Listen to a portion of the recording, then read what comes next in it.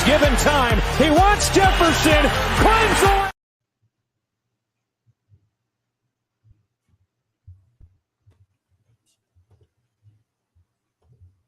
Good morning, everyone. Welcome to the first week of Moving the Chains. I am Ashmere with Team NBS Media. I genuinely can't even believe we are back at football season. It just started getting warm here in the Bay Area, so that just means we're going to be outside more. I'm excited to welcome two of the best, Jeff Barnes and Joe, CEO of Team NBS Media. Welcome, guys. It's been a minute. It has. Good morning. Good morning. I'm always honored when somebody puts best in me in the same sentence. It does make you feel all warm and fuzzy inside. You know? Your nickname's the professor, right? Isn't that like... I get a lot. I'm getting old, so they got to really give me one so I can remember them all. I'm starting to sound like Apollo Creed when they get 16 nicknames before they get to my name. Okay, we'll stick with the best for our show, okay? You got it. All right, so week one started on Thursday. We were all watching. Everybody was hyped, and I don't think it disappointed at all. I mean, I was rooting for Detroit, as anyone who does not live in Kansas City was probably doing, and I'm thrilled that they were able to beat the Super Bowl champs. I think it was a crazy game, honest to God. So, Joe, let me know. How was it? I think that the Kansas City Chiefs needed Travis Kelce so bad it showed in each and every play. I mean, I know a lot of people talked about Chris Jones holding out, and he's the best defensive player they have. I think they could have won that game without him. I think the offense just Patrick Mahomes' receivers let him down so many times, drop passes hitting them off the hands, being picked off. I think there was opportunities for the Chiefs to win that game. They just couldn't get it through. And I mean, I definitely give credit to Detroit being on the road, the banner ceremony, getting the rings, all that stuff, crowds all hype. They still found a way to get it done. I think that Jared Goff showed me some flashes of the old Jared Goff from those Rams days. So I think if you're a Lions fan, you got to be excited about what's going on for this upcoming season. And if I'm the Chiefs, those wide receivers are going to be in front of that jug machine every day, all day. And we need Travis Kelce back ASAP. Yeah, the wide receivers, that was crazy. Jeff, same thing. They're in Travis Kelce need or what? Oh yeah. Well, listen, you hit the nail right on the head, Joe. I knew the minute they announced he had a hyperextended knee in practice, that was the game changer. He is their one playmaker on offense that really makes the game go a different way. He's hard to cover. He does so much for that offense. When things break down, he is the safety blanket for the quarterback. Well, guess what? When things were breaking down, there was no safety blanket. He's waiting for somebody to get open. They're either dropping the ball or not getting open. He's trying to make everything happen on his own. The running game is what it is. The Chiefs' running game is pretty pedestrian, right? Pacheco makes a couple of plays here and there, but for the most part, it serves a purpose. It adds a little balance to the offense. But you needed that game breaker on offense, which is Kelce. They didn't have him, and his absence showed. Yeah. I agree with both of you. I'm excited for the Lions to continue the rest of the season. And I mean, this is a good start. So let's just roll into what has not happened yet. And I honestly think this is the most talked about game in my perspective, the 49ers and the Steelers. There are too many people picking the Steelers, and I'm confused as to why, since the 49ers are continuously making a Super Bowl push. And I don't think that same is true for the Steelers. So I believe the Niners are going to win. That's my prediction. I just think that with Brock there, the offense, that defense, Kenny Pickett's going to be scared, and it's going to be tough for them to just take over. But I'm wondering, why are so many people inclined to choose the Steelers in a victory, Jeff? The reason being is you're seeing a pretty tough Steelers team. They're coming in healthy. I remember last year they were all beat up. Watt was in and out of the lineup. He was injured for a good amount of the season. Kenny Pickett was still figuring things out. Najee Harris was still figuring things out. So there was a lot of things with the Steelers last year, and they still ended up with a winning record that you looked at and said, okay, this team could be building towards something in the future. Why would you pick them now? Well, they're coming into the season healthy. The San Francisco 49ers are coming in. You still don't know if Brock Purdy is fully ready to start the season. So I think right now what you're worried about is, are the Niners going to be up to speed and healthy and ready to go, while the Steelers, who are an ascending team at the end of the season, are building on something? So I think that's where you're at right now. The uncertainty about the 49ers and the good feelings about where the Steelers ended off. Okay. I guess that carries on from not going to the Super Bowl is not going to carry them into a win. I don't know. I just think that the same energy is true for both sides. So, Joe. Yeah. Let me shoot Jeff too. No, I would just say that Pittsburgh, obviously, number one, big fan base. Steeler fans are going to jump on any opportunity to say their team's going to have a positive season, and I think they will. I think that Kenny Pickett will have a good second year. But I'm with Ashmere. I mean, it's the San Francisco 49ers. They've been Super Bowl hopefuls, it seems like, for the last 8 years. I mean, I go back to that blackout Super Bowl game when they lost to the Ravens. They've always consistently been a team we talk about when we talk about somebody who has potential to make the Super Bowl from the NFC. You got to see what Brock Purdy has coming off that injury. Can he continue the good vibes he had from last season? Niner fans, you can still hear them singing to the rooftops that Nick Bosa got signed. What's he going to do? I mean, rolling off a private jet, getting 1 or 2 practices, but it's Nick Bosa. He got paid the money he got paid for a reason. So what kind of impact will we have? I think for Pittsburgh to really be competitive in this game, I mean, number one, Pickett can't make any mistakes, and you got to rely on Najee Harris and that run game to keep the 49ers off the field. I wrote an article about it a couple of weeks ago. I think the 49ers have one of the top defenses in the whole entire NFL. So I think the 49ers win this game, and it could be pretty handily, to be honest with you. Yeah, and just I'll cut you off. That's all right. No, that's fine. Yeah, I think that it's always the last thing we remember. Last thing we remember is Brock Purdy's elbow going the wrong way, and he's out the rest of the game. So I think that's what we were left with, right? So all offseason, we hadn't seen him. He played a little bit in the last preseason game, but limited reps in the last preseason game versus a live pass rush from one of the best pass rushers coming at you is something totally different. So are we going to see the Brock Purdy that took the team to the NFC Championship last year? Maybe, maybe not. Or are we going to see a different guy that a lot of people expected to draft? Maybe he's a quality backup or maybe an average starter. So I think what you're looking at right now is which Brock Purdy we're going to get. But listen, Pittsburgh, like I said, the way they ended last year, had they started off better, they would have been in the playoffs. So you probably feel a lot better about the Pittsburgh Steelers. But George Pickens is coming on. Hopefully they get their running game going with Najee Harris. Kenny Pickett is playing way better than anybody anticipated at this point. So I think right now you're looking at it and saying, are the Niners really going to be good enough to do it? It may be a low-scoring game. This may only be a 24-21, a 21-20 kind of game. So we may be looking at a very low-scoring defensive game until both of these teams fully figure out their offense. Like I said, if Pittsburgh comes out and they're able to run the football, it's going to do so much for their passing game, and it's going to make Kenny Pickett even more comfortable. If they can keep Bosa and those guys off of Kenny Pickett, don't be surprised if Pittsburgh does pull off the upset. I think that's also dependent on Najee's health, right? Last year we know it was it was hard for him to get going, and Jalen is sitting there ready to take that number 1 spot at the RB slot. So I think splitting 2 is a good idea on the run game for the Steelers, but I just think, like Joe said it, Niners defense is number 1. Like, I think it's all around. Yeah. It's just, and then of course Nick hasn't had a lot of work, but I just think that doesn't matter. He's been waiting for the contract. He's got his mansion. He's practicing and doing whatever he needs to do, getting ready for the season. So I feel like if the 49ers do not win this game, 1, the Steelers have a huge ego boost to go on into week 2. And second off, it's just like, why did you trade Trey? Is Brock really that guy? Did you guys over-jump the gun on this entire QB situation? There's like way too many speculations that can be thrown in the Niners perspective.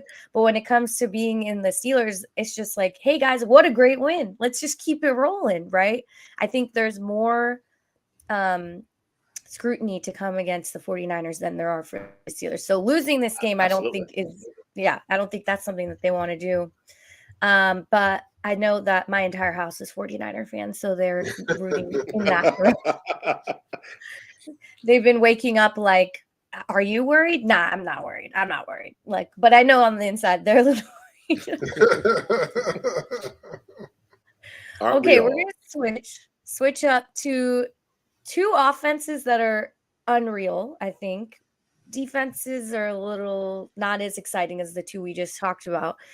And I personally want to know, first off, do you guys think Chargers are contenders or pretenders for this season? Because I feel like every year everyone's on the Charger train, if you want to call it that, just because of Justin Herbert. They love him. Great guy. Let me know. I'll let you go first, Jeff. Well, I'll tell you what.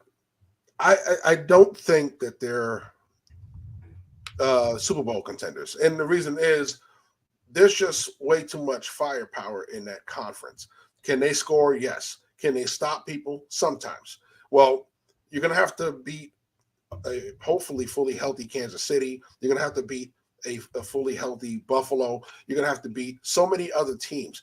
Granted, they play in a tough division. The AFC West is a loaded division, but the top teams in that conference, including a Jets team that's ascending. All right, there are so many teams that could score with them, and we've seen what happens when teams score with them. They don't always win. All right, so they don't always get to stop at the end of the game, and this is for the defensive head coach. All right, so adding Kellen Moore, I think they're going to come out with more stuff, and they're going to have great stats. But at the end of the day, Kellen Moore's biggest issues were always situational, right?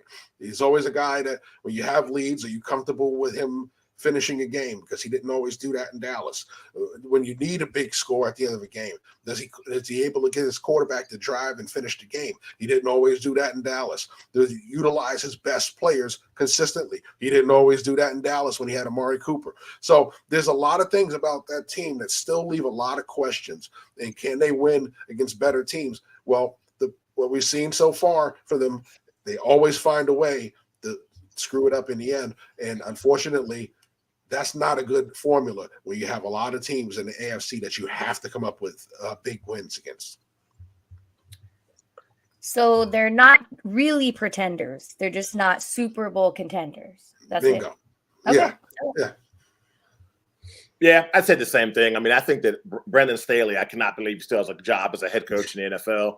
I'd say that, in my opinion, the Chargers are probably one of the biggest wastes of talent in the league. And what I mean by that waste of talent is there's so many good players on this team, but the coaching is so bad they can't get out of their own way. I mean, you got a generational quarterback. You got receivers like Michael Williams who are like 6'5" beasts, a great running back, a pretty decent tight end. But because of the head coaching decisions, you just can't get out of your own way. I mean, I still remember the playoff game against the Jaguars. You lose that lead. You think about that Raiders game they had where they lost to the Raiders, and that could have got them in the playoffs. Just so many mistakes. I mean, this is like Brandon Staley's like 8th strike, and he's still the head coach.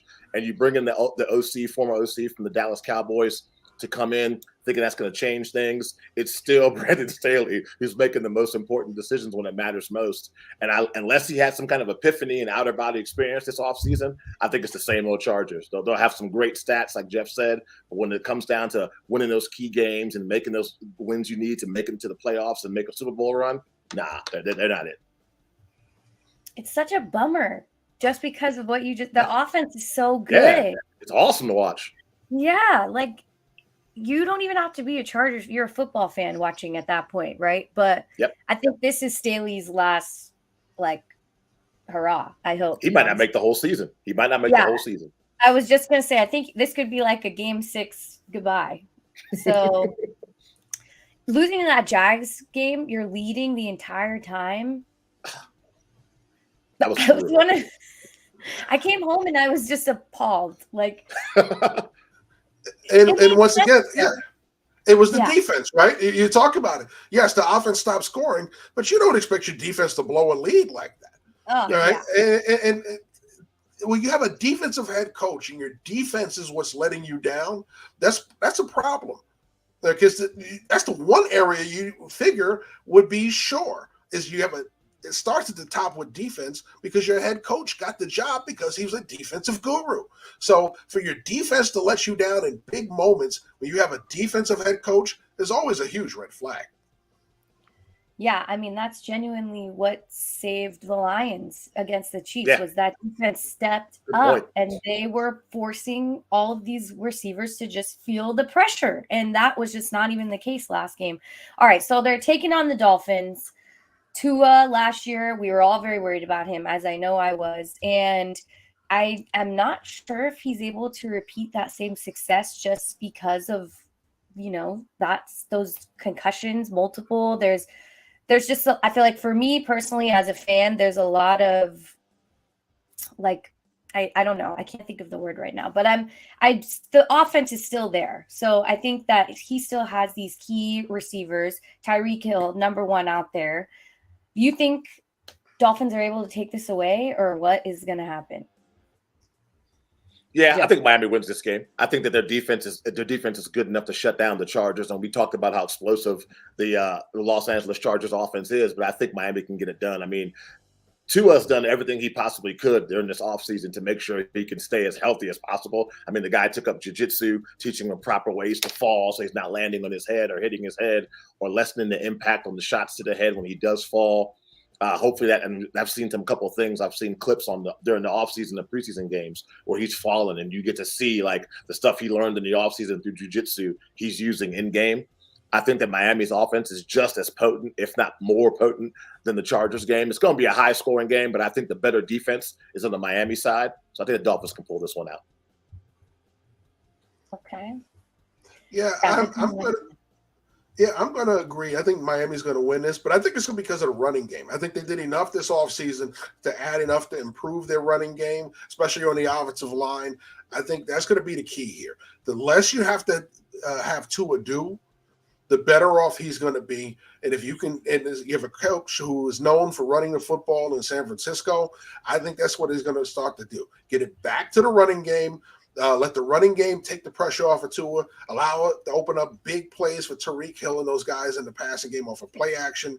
And I think that's what's going to be their calling card to beating the Chargers. Is going to control the pace of the game with the running game, open up big plays, allow our defense to get some key stops, and that's what's going to be the win. I think the Chargers defense, the run defense is like in the lowest, right? From last season, if I'm not correct. Yeah. So I think that taking advantage of that is the key to success. That's a great point, Jeff. I don't feel like airing it out the entire game is what they need to do. That's Justin's key to success. But I don't think it has to be the Dolphins' key to success. Yeah, it's part of the scheme, right? They like to run those two high safeties with the Chargers. Well, when you keep both safeties back, they can't help in the running game. That's why they get gashed so much. So that's part of the scheme. They like to keep those safeties back because they like to limit big plays in the passing game. But if you're going to do that, you better live with the fact that you're going to give up a lot of rushing yards. Well, when Miami wants to run the football, that's going to be the thing that gets them over the hump because it's going to allow them not to use Tua in a reckless way. Yeah. And the Dolphins have hella running backs. The Dolphins' running back room is like loaded. They might not all be superstars, but they all bring something different to the game, whether it's power, speed, whatever, combo back. They can just throw a lot of different things at you. Yeah, no. Exactly. I was just going to say, Greg's comment was 100%. Like, I was thinking the same thing. I think the Dolphins are one of the teams that I'm going to look out for. I still don't think they're Super Bowl contenders yet, which sucks because I like Tyreek Hill a lot. I feel like that man deserves another one. Yeah. All right. One more matchup here for division. Cowboys and Giants. Oh, I'm not even going to start. I want you guys to kick it off. I want Joe to kick it off for me. Oh, man. I mean, you see the hat, so obviously you know how I feel about Dallas. But I'll say the Giants last year were, in my opinion, one of the feel-good stories of the NFL. I mean, you saw the return to Saquon Barkley. He showed flashes of what he showed his first rookie year. Daniel Jones, in my opinion, had a decent season, and they gave him a huge contract. That's the question with me with the Giants is it's kind of like Brock Purdy. Is Daniel Jones what we saw last year, the beginning of an ascension, or was that just a flash in the pan? So I think if you're a Giants fan, you need to find that out pretty quickly. I mean, you brought in Waller from the Raiders, who's an all-world tight end, but you got to have a quarterback that can get him the ball.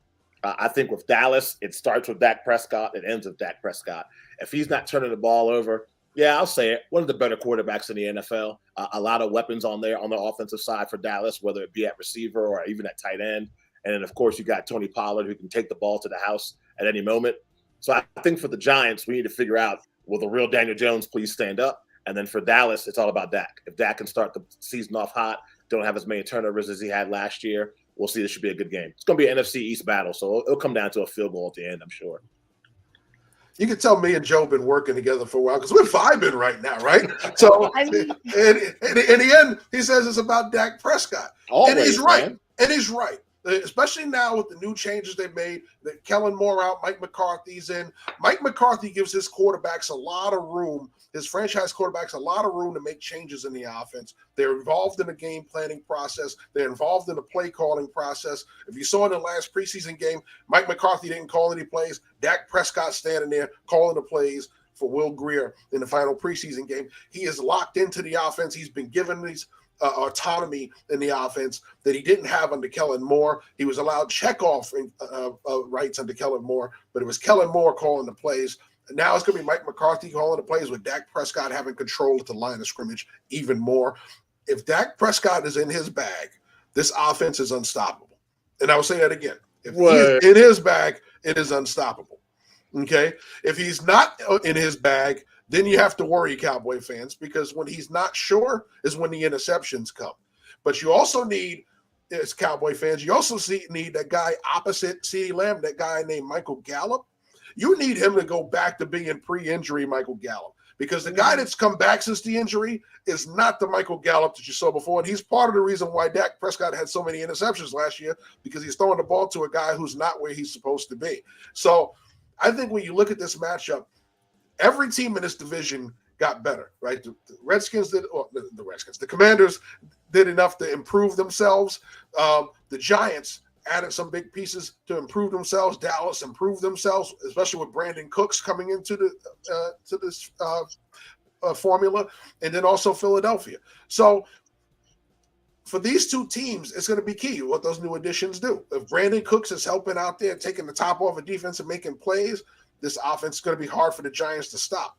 But if Dallas doesn't have a formula to stop Darren Waller, and then Saquon Barkley is going to eat. Okay, and that's where it's going to be a big factor. Last year, they didn't have anybody that made you fear anything else but Saquon.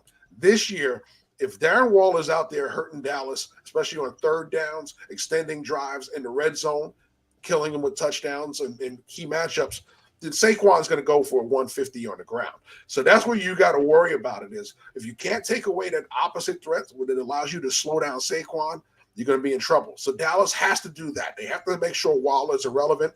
And this way they can slow down Saquon and commit bodies to the line of scrimmage to slow down Saquon and put pressure on Daniel Jones. But most importantly, you got to go out there and score points and put pressure on this giant offense to keep up. I'm laughing at the Gallup is still in the NFL. Same. Yeah. Same. Well, he wasn't last year the way he played. I can tell you that right now. I don't know who that guy was wearing 13, but it wasn't the Michael Gallup I scouted coming out of Colorado State, and it wasn't the guy I saw in Dallas the first couple of years either. Yeah, no, last year was like, I'm sure he rewatches film and is just like, this is the worst version of myself. I want to bury it. Yeah. Dak's got an 8-game win streak right now against the Giants, so I feel like he's going to continue that. I think Daniel Jones is for real. I think that little spark that we saw, since we're talking about how you ended last season's carrying over to this season, we're going to carry that throughout the show. I think Daniel Jones understood that last year could have been his last year in the NFL. So he did not want to lose the opportunity. And this year he's going to try his best to be that same guy, rinse and repeat as many times as he can, because Saquon is not going to have that many great years and he wants to win. I think that's just the way that he has expressed himself. Like, I'm not here to mess around. And bringing in Darren Waller, I didn't know that was the best idea because he's super injury prone. Like, he wasn't even expected to play today, but he's like the only person that you really expect Daniel Jones to be throwing the ball to, because the rest of the receivers, it's kind of a toss up. So I think that Dak carrying the offense, like you guys have already said, and CeeDee, one of the best receivers out there, if you're not feeding him and you are scoring touchdowns early, I mean, what's the point? Why do you have the best receiver on your team? And Dak's going to do it. I don't even have a question about it. I think that the division rivalry, of course, it's going to make the game exciting. But in the end, Cowboys are going to figure it out. But if it's like a field goal win, we could repeat this conversation and talk differently about it. Oh, yeah. It needs to be kind of a knockout, I feel like, for any of this. I would agree. Yeah. Yeah, well, NFC East is rarely a knockout. It's if always Dallas a wants to make a knockout. statement, Dallas wants to make a statement, blowout. Yeah. If I see something like Cowboys 38, Giants 10, that's like a whoa kind of victory and put people on notice. No, I agree. I mean, I want Saquon to eat fantasy-wise, but for the sake of Dak's sanity, I'm going to hope for the other thing. Let's wrap it up. Last game, Bills and Jets Monday night. I think this is the most anticipated for NFL fans just because it's Aaron Rodgers' debut in that Jets green at home. Division rivals. I mean, I think this whole weekend's full of just division rival kickoffs. And I am in our AFC show. We all predicted Bills were going to win the division. And I asked everybody, why did we not choose the Jets? So I'm going to ask that question to the both of you. Do you believe the Jets are capable of winning the division? Jeff? Absolutely they are. They were competitive in this division last year without elite quarterback play. They have a quarterback who's still considered elite. They have a lot of young talent around them. They added even more this offseason. So there's no reason why they can't win this division. Buffalo was unchallenged for the most part. New England wasn't on their level. The Jets even beat them last year at one point. They beat the Bills. So, yes, Miami is a wild card. If they've improved enough, if Tua can stay healthy for 17 games, they're a team that definitely can knock off the Bills for the division. But don't count out the Jets. What they've done this offseason to a young team that was steadily improving is enough to definitely put them in contention. Okay. Joe? Yeah, that Jets defense is nasty. I mean, I'm a defensive guy, so I mean, just because of their defense alone, they should be in every ball game. Then you add one of the greatest quarterbacks of all time, along with one of the best up-and-coming young receivers in the league, with Wilson. I think the Jets have a great chance to win it. I mean, one thing I always ask when it comes to Bills, man, it's a tough saying as a Washington fan. I guess I'm just trying to be unbiased. We give Dak Prescott, we give guys like Lamar Jackson hell for like not getting it done, not coming up big in key moments, injury-prone, whatever. But look at Josh Allen. I think the last 3 years, the Bills have been Super Bowl contenders, and you always cannot get it done. Whether it's losing an AFC Championship game, whether it's making a big bonehead key moment, he's had plenty of opportunities to showcase he's one of the better quarterbacks in the league and take the Bills to the next level, and it just hasn't happened. And he hasn't gotten the same level of scrutiny as the other guys. But I think this Jets team is the real deal. I think like I said, the defense is stacked, and with Aaron Rodgers on the offensive side of the ball, it's going to make it better. So I think they win this game, number one, and I also think they have a really good, strong chance to win the division. Whoa! You think they win today? I mean Monday. I think so too. Yeah, I think they do. Oh, unanimous! I love it. Yeah, I think they do. Especially you look at it, Buffalo lost some key defenders this offseason too. So there's going to be a little regression on that defense. So if Josh Allen doesn't come out and light it up, they run the risk of coming out and getting embarrassed opening night by the Jets. Yeah. So do you think the Jets are capable of winning because of Aaron Rodgers, or just Aaron Rodgers is like the missing piece to the puzzle? Like, is he leading that team, or is it like, okay, we really needed someone with veteran experience and now he's going to help us win? I hope that makes sense.